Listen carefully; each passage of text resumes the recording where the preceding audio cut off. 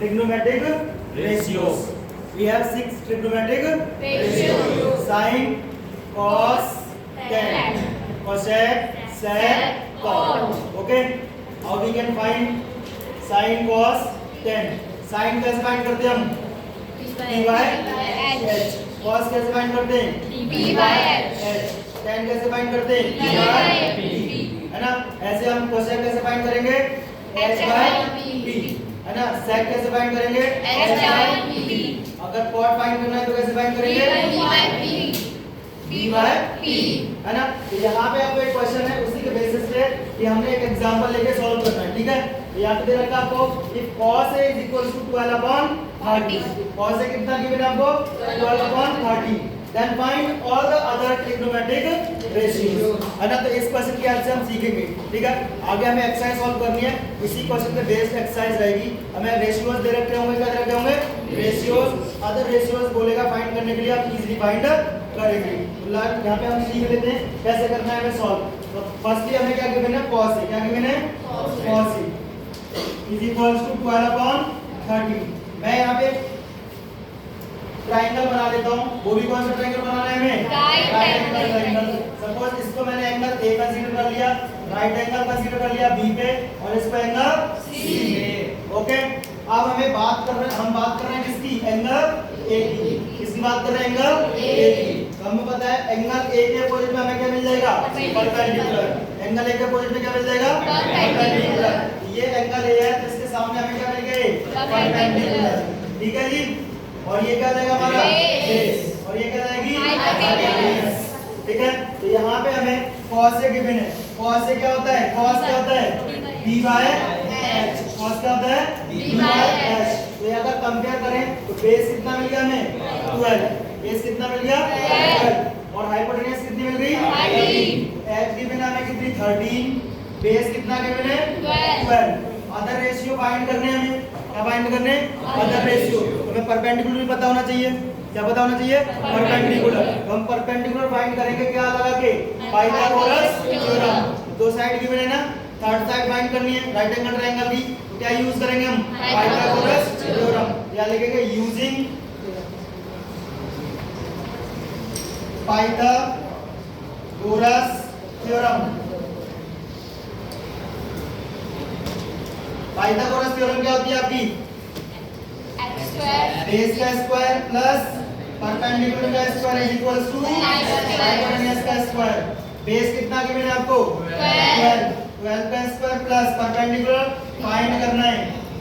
Hypotenuse कितनी given है? 13। 13 का स्क्वायर। तो यहाँ से क्या बन जाएगा आपका? 144 plus p square is equals to 169। ये प्लस का इधर किसका हो जाएगा? Minus. p square is equals to 169 minus 144। p square की वैल्यू क्या मिल जाएगी आपको? 25। p square is equals to 5 का स्क्वायर। p की वैल्यू क्या मिल जाएगी आपको? 5। परपेंडिकुलर कितना हो गया आपके पास में? 5। है ना?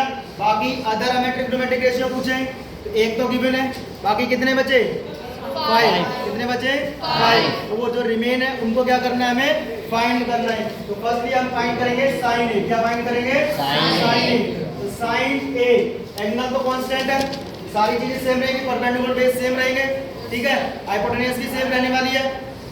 अगर हम साइन ए की बात कर रहे हैं तो साइन क्या होता है हमारा? p by h। Perpendicular upon hypotenuse. क्या होता है? Perpendicular upon hypotenuse. परपेंडिकुलर कितना गिवन है आपको? 5। हाइपोटेन्यूज कितनी है? 13। cos की भी नहीं हमें, है ना? नेक्स्ट क्या निकालना है हमें? tan। tan ए क्या हो जाएगा आपका? Perpendicular upon base. परपेंडिकुलर कितना गिवन है आपको? 5। बेस कितना है? 12। नेक्स्ट आपको cosec निकालना है। क्या निकालना है? cosec क्या? cosec ए। cosec किसका अपोजिट होता है?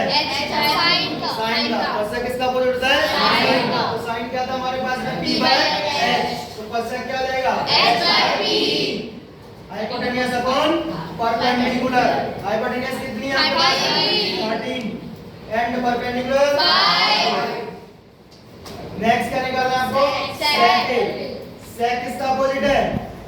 cos। sec किसका अपोजिट है? cos। तो cos कितना गिवन है यहाँ पे? 12 by 13 ये क्या आएगा 13 by 12 रिपीट दैट आप क्या लिख सकते हो h upon b hypotenuse upon base hypotenuse कितने के बने 13 बेस कितना गिवन है फर्दर हमें क्या फाइंड करना है cot a क्या फाइंड करना है cot a क्या होता है अपोजिट होता है किसका tan का tan क्या है tan हमारा b अपॉन b ये क्या बन जाएगा b कितना है आपका 12 p कितना है 5 तो हम ऐसे क्या कर सकते हैं यहाँ से सारे रेशियो फाइंड कर सकते हैं कोई एक गिवन रेशियो रखा होगा आपको उसकी हेल्प से बाकी अदर हम क्या कर लेंगे इजीली फाइंड कर लेंगे any problem no sir ji start now we are taking one more example ठीक है तो वन मोर एग्जांपल देखिए आपको एग्जांपल ऐसे भी दे सकता है इफ 3 ऐसे लिखो 4 sin 4 5 sin 8 is equals to 3 क्या गिवन है आपको 5 sin a is equals to 3 then find cos a cos c tan a tan c क्या क्या फाइंड करने को बोला आपसे cos a cos c tan a tan c अब यहाँ पे एंगल बदल दिया क्या बदल दिया एंगल चेंज कर दिया तो हम परपेंडिकुलर भी चेंज कर देंगे क्या चेंज कर देंगे परपेंडिकुलर और बेस दोनों इंटरचेंज हो जाएंगे तो देखते पहले सबसे पहले आपको क्या गिवन है 5 sin a is equals to 3 आप देख रहे हो यहाँ से 5 मल्टीप्लाई में 5 किस में मल्टीप्लाई इधर किस में आ जाएगा यहाँ से हम क्या लिख सकते हैं sin a is equals to 3 by 5 sin a sin क्या होता है p by h क्या होता है p by h तो p कितना हो गया आपका 3 हाइपोटेन्यूज कितना हो गया 5 तो यहाँ पे राइट एंगल ट्रायंगल कंसीडर कर लें क्या कर लें राइट एंगल ट्रायंगल कंसीडर कर लेते हैं angle a b and c b पे हमने क्या ले लिया राइट एंगल b पे क्या ले लिया हमने right angle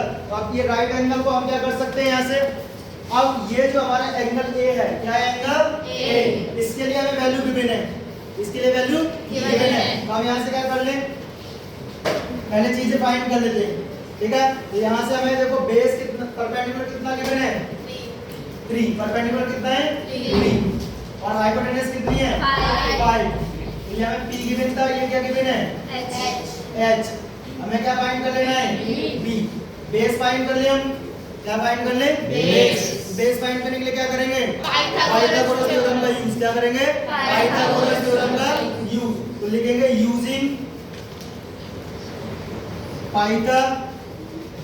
Pythagoras theorem Pythagoras theorem क्या कहती है बेस का स्क्वायर प्लस परपेंडिकुलर का square is equals to hypotenuse का स्क्वायर बेस कितना गिवन है फाइंड करना है बेस क्या करना है फाइंड परपेंडिकुलर गिवन है कितना गिवन है 3 का square is equals to hypotenuse कितनी गिवन है 5 तो 5 का स्क्वायर अब यहां से क्या कर सकते हैं हम बेस का स्क्वायर इज प्लस 3 का square 9 is equals to square of 5 is 25 9 is plus constant minus it becomes b square is equals to 25 minus 9 यहाँ से आपका b square is equal to क्या बन जाएगा 16 b square is equal to square of 4 base क्या आ जाएगा आपका 4 बेस कितना आ गया आपके पास में 4 अब आपसे जो भी पूछा है आप इजीली फाइंड कर सकते हो पहला आपसे क्या पूछा है आपसे cos से क्या पूछा है cos से तो cos में एंगल तो यही रहा एंगल क्या रहा a यहाँ से cos a की वैल्यू क्या जाएगी b by h बेस कितना है 4 h कितनी है 5 any problem no sir further आपसे क्या पूछा है cos c क्या पूछा है cos c अब एंगल कहां पे हो गया ये तो परपेंडिकुलर कहां हो जाएगा ये वाला परपेंडिकुलर बदल जाएगा एंगल यहाँ हो गया तो एंगल के सामने वाला क्या मिल जाता है आपको परपेंडिकुलर ए भी बन जाएगा कौन से एंगल के लिए सी वाले के लिए, ठीक है। और बेस क्या हो जाएगा BC, बेस क्या हो जाएगा BC। तो यहाँ से हम cos C निकाल रहे हैं, तो यहाँ पे भी क्या लग जाएगा B/H। तो अब बेस क्या हो गया यहाँ पे 3 और ओके। नेक्स्ट क्या पूछा है आपसे tan A, क्या पूछा है tan A, tan A पूछा है। तो यहाँ से tan क्या होता है P/B, tan क्या होता है P/B, ठीक है। तो परपेंडिकुलर A के लिए क्या है परपेंडिकुलर 3, कितना है 3, बेस कितना है 4। अब हमें पूछा है tan C पूछा है, तो एंगल C के लिए परपेंडिकुलर क्या हो जाएगा 4, परपेंडिकुलर क्या हो जाएगा 4, ठीक है। बेस क्या रहेगा 3, यहाँ से tan C क्या रहेगा P/B। तो P कितना हो गया इसके लिए, P हो गया 4 और बेस हो गया 3। Any problem? ऐसे ही आपसे कभी भी क्वेश्चन को चेंज कर सकता है। आपको एंगल कहीं पे रखा हुआ एंगल को चेंज कर सकता है, तो उसके अकॉर्डिंग हम किसको चेंज करेंगे परपेंडिकुलर और बेस को। किसको चेंज करेंगे परपेंडिकुलर और बेस को। आ रही है बात समझ? Yes sir. करो note. We have one more example say that in a right angle triangle ABC, in right angle triangle ABC, right angle at B, and if tan A is equals to 1, क्या given है tan A is equals to 1, verify करना है आपको 2 sin A cos A equal किसके 1 के। क्या verify करना है आपको 2 sin A cos A is equals to 1। तो हमें sin A और cos A की वैल्यू निकालनी पड़ेगी, किसकी वैल्यू निकालनी पड़ेगी sin A और cos A की वैल्यू। तो हमें गिवन क्या है, तो first we will consider a triangle, right angle triangle ABC, और राइट एंगल किस पे गिवन है आपको B पे। राइट एंगल कहाँ गिवन है B पे। कोई प्रॉब्लम है? बन गया ट्रायंगल। अब हमें गिवन क्या था, गिवन था भाई tan A is equals to 1। अच्छा एक बात बताओ, हम इसको tan A को ऐसे लिख सकते हैं क्या 1/1?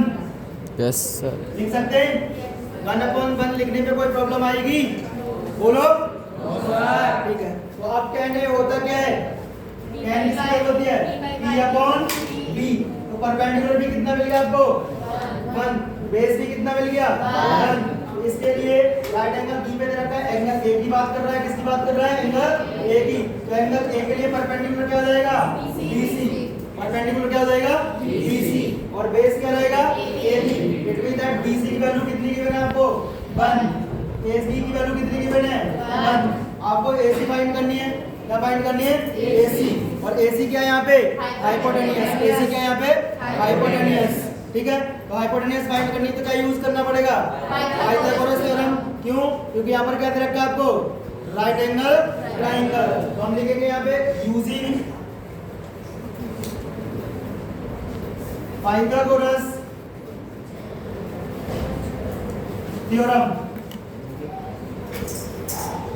क्या यूज कर रहे हैं हम Pythagoras theorem. Pythagoras theorem use कर रहे हैं। यहाँ पे पाइथागोरस थ्योरम क्या होती है, बेस का स्क्वायर प्लस परपेंडिकुलर का square is equals to hypotenuse का स्क्वायर। क्या होता है, बेस का स्क्वायर प्लस परपेंडिकुलर का square is equals to hypotenuse का स्क्वायर। अब देखो बेस कितना गिवन है आपको 1 का स्क्वायर प्लस परपेंडिकुलर भी कितना गिवन है 1 का square is equals to h square. 1 का square 1 plus 1 is equals to h square. 1 plus 1 क्या हो जाएगा 2, स्क्वायर हटेगा क्या लग जाएगा रूट, क्या लग जाएगा रूट। यहाँ पे क्या जाएगा h की वैल्यू कितनी आ गई आपकी √2। ये p था आपका और ये b था। तो सब कुछ मिल गया आपको, बेस मिल गया, परपेंडिकुलर मिल गया, हाइपोटेन्यूज मिल गई। अब हम क्या फाइंड कर ले, वैल्यू ऑफ sin A। किसकी वैल्यू फाइंड कर ले sin A। तो sin A क्या होता है P/H।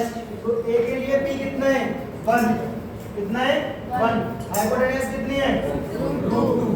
cos A के लिए फाइंड कर ले वैल्यू, cos A की वैल्यू क्या हो जाएगी P/H। बेस कितना गिवन है इसका 1 अपॉन √2। अब जो वैल्यू पूछी है वो यूज कर ले, ठीक है। यहाँ से हमें क्या गिवन है 2 sin A cos A equals to 1 2 multiply sine A की वैल्यू क्या आई है 1/√2 मल्टीप्लाई cos ए की वैल्यू क्या आई है 1/√2 इज इक्वल्स टू 1। अब देखो यहाँ से 1 का 1 के साथ मल्टीप्लाई कर देगा 1 तो 2 बन जा 2 और √2 का √2 के साथ 2 is equals to 1। After cancellation क्या बन जाएगा 1 is equals to 1। LHS is equals to RHS hence verified hence verified। कोई प्रॉब्लम है नो सर। जो भी सिचुएशन आपको गिवन होगी उस सिचुएशन को एनालाइज कर लो, उसके अकॉर्डिंग वैल्यू पुट कर दो। हाइपोटेनस फाइंड करनी है हाइपोटेनस फाइंड कर लो, बेस फाइंड करना है बेस फाइंड कर लो, फिर उसके अकॉर्डिंग साइन ए की बात करेगा साइन ए फाइंड कर लेना, साइन बी की बात करेगा बी फाइंड कर लेना, सी की बात करेगा सी फाइंड कर लेना। जिस भी तरीके से बात करेगा एक तो आपको राइट एंगल गिवन ही होगा, बाकी दो वेरिएबल होंगे, बाकी दोनों में से चेंज होंगे, चाहे एंगल ए की बात कर ले चाहे एंगल सी की। ठीक है, हमें दो गिवन है ना, एक थीटा गिवन था और एक 90 माइनस थीटा, यही आपस में इंटरचेंज होंगे, 90 वाला फिक्स रहेगा।